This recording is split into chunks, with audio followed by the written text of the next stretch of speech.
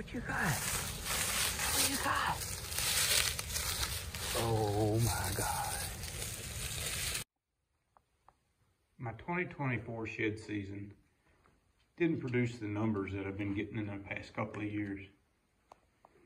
But there's a reason why, and it goes back to the 2023 season. Every postseason I push into new areas.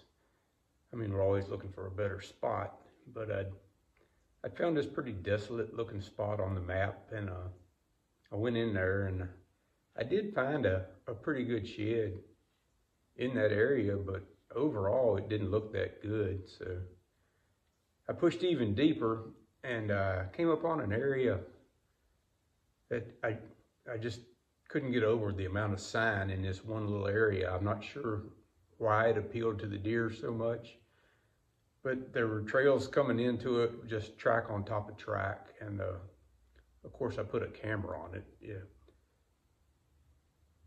I went back later in the spring, checked the camera, and it's getting a good bit of use, but nothing really big on it, and I didn't find any more sheds. But the sign was so intense that I decided I'd just leave the camera there and let it soak. So this area is so hard to get into. I waited until August to go back. When I got there, I saw that a tree had fallen across the trail, and it altered the deer movement pretty bad. So I wasn't really expecting to have any pictures at all. Now keep in mind that this is the Virginia mountains. This isn't the Midwest. So when I came across these two pictures, I don't know about y'all, I'm just not accustomed to seeing something like that on my cameras. So needless to say, I felt like at that point, the hunt was on. I cleared the trail out there where the tree had fallen across it, hoping to get some better pictures, a better look at this buck. And I went back just before our bow season started in October, and he'd been by it one time.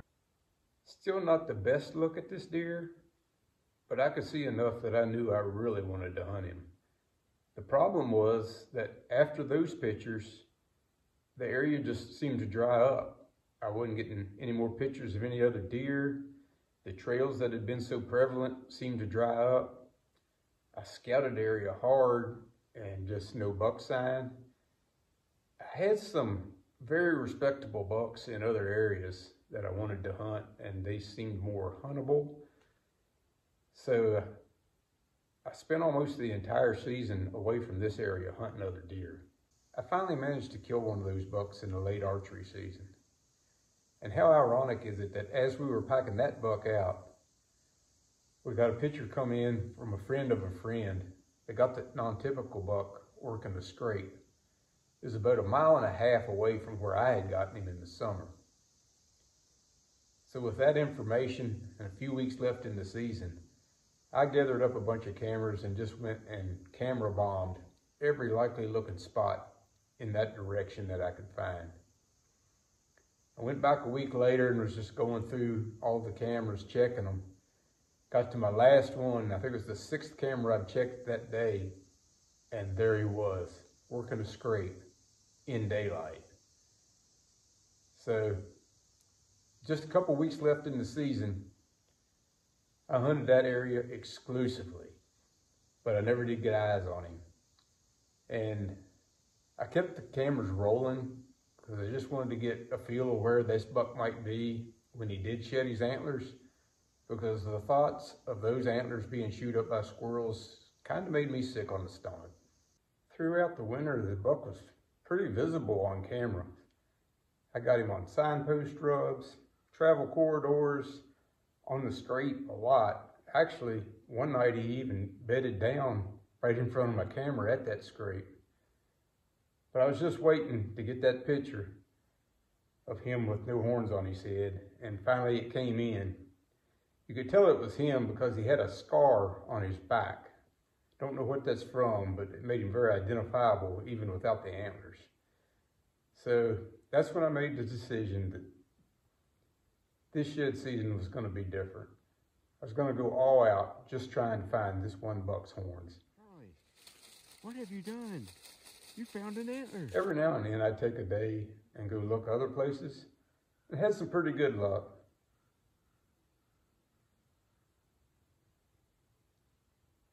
I always kept going back, putting more and more time into finding that buck's sheds. I found a few little ones, but it would get frustrating because you know they had to be somewhere, probably not too far, but still, it's a lot of area to cover. One day I went and looked for another buck that really caught my interest back in the summer. And unfortunately, that one didn't turn out quite so well. So up on the mountain today and in a bunch of grapevines, not easy walking at all. I came on an area here of deer had died. I can see a deadhead down here. Not what I want to find, but let's check it out.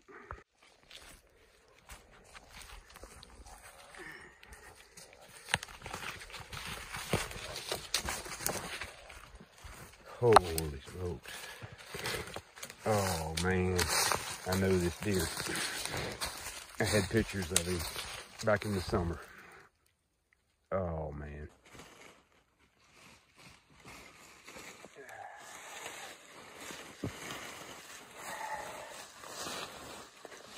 This is so heartbreaking.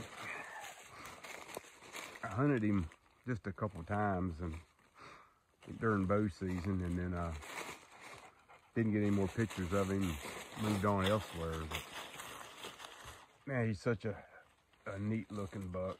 Had these kickers down here, a great kicker here. I mean, fantastic G2s. They're going to be right at a foot. Oh, not what I wanted to find, but it ends the story to a great buck. He had a big point here that he broke off, I guess. I guess it's about 200 yards from where I was getting pictures of him. Too bad. Too bad. What a great deer. I had a buddy clean it up for me.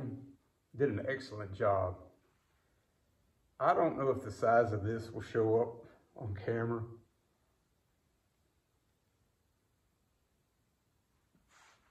I didn't even realize how big this buck was on the trail camera photos. When I walked up to and saw the tine length and even the mass at the bases, it's one very impressive buck for sure. It's a shame that the story ends here though. So as winter rolls on, we're going along finding the occasional shed, just little stuff mostly. And then one morning, a buddy calls me. I'm not the only one looking for these sheds, but he had actually found the deer's left side. He was on his way out, he had to go. He told me exactly where he found it, and wished me luck finding the other side.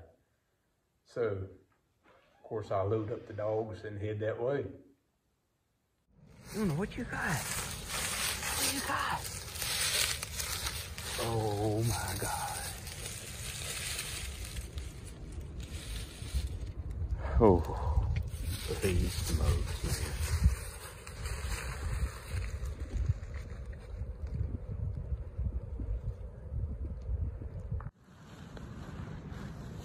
I have been looking for this pretty much all spring.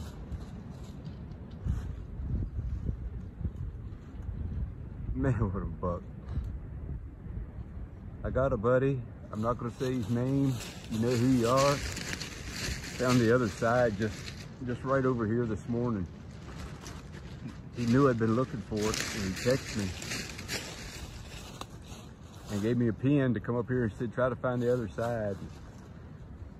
Man, I'm so grateful. I'd have never found it without him. I had pictures of this buck since last summer he showed up. Lost track of him, and then he showed back up in December. Was getting a lot of pictures of him through January. Actually, he still had this point here then, and he broke that off late in the season. Man, I'm tickled. Oh, yeah.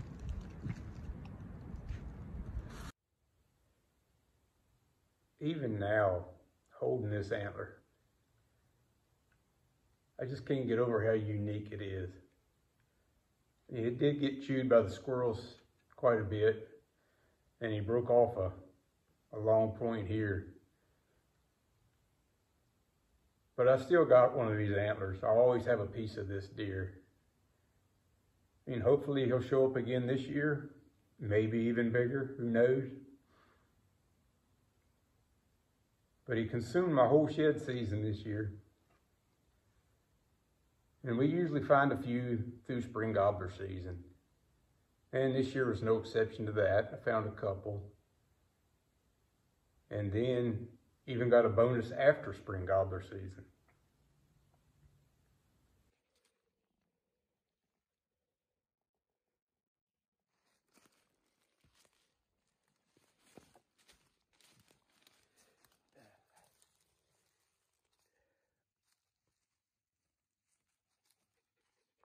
Well, I would say I wasn't looking for shed antlers this morning. I was just coming in to hang a camera, try to get some velvet pictures in the summer, but truthfully, I'm always looking for sheds. There's a little flat up here just before I get to my camera location, so hopefully this guy shows up. Pretty good buck. Best set of the year. So I went in and checked the camera just last week, and the buck that shed these seems to be alive and well.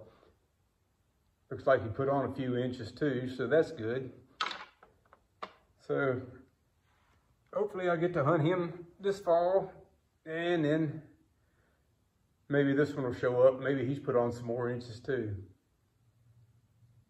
But that wraps up the shed season. No complaints here.